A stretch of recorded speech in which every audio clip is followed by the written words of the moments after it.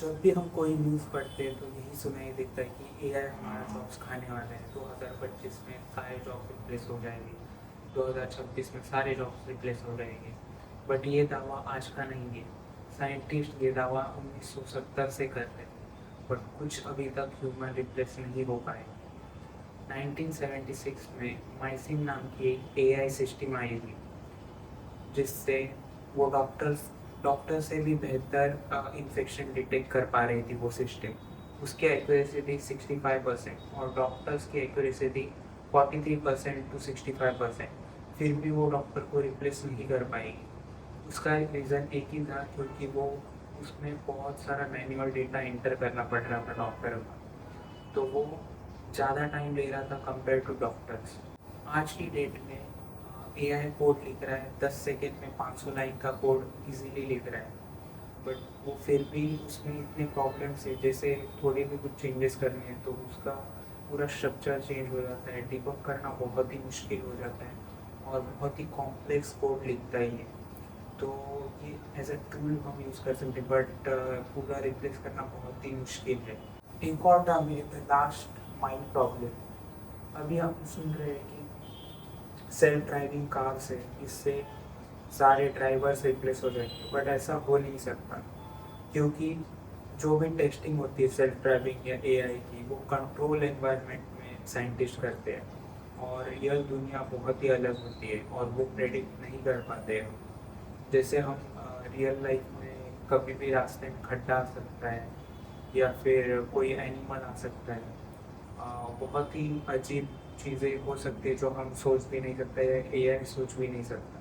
तो एआई 90% काम बहुत ही अच्छे से कर पाता है, बट 10% बचा हुआ वो प्रेडिक्ट करना बहुत मुश्किल है, जिसे ह्यूमन इंटेलिजेंस की ही ज़रूरत पड़ती है। एक और एग्जांपल हम ले सकते हैं कि हॉस्पिटल्स में बहुत ही अजीबोगरीब केसेस आते हैं जो कि बस डॉक्टर्स ही समझ पाते हैं। डॉक्टर्स के लिए भी कभी कभी बहुत नए होते हैं, तो एआई की तो बहुत ही दूर की बात है।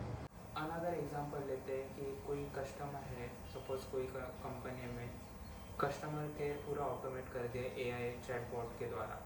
कोई एंग्री कस्टमर है और उसको बात करनी है, उसका इशू रिजॉल्व नहीं हो रहा है, तो उसके लिए ह्यूमन ही चाहिए। वो एआई चैटबॉट उसके इमोशंस नहीं समझ पाएगा।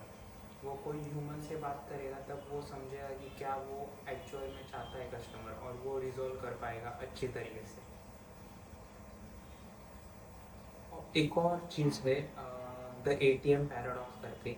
1970s में जब एटीएम्स आए थे, सबको लगा था कि अभी इंसानों की ज़रूरत ही नहीं पड़ेगी, एटीएम ही पूरा ट्रांजैक्शन कर पाएगा, पैसा निकाल पाएंगे सारे लोग, तो इंसानों की ज़रूरत ही नहीं।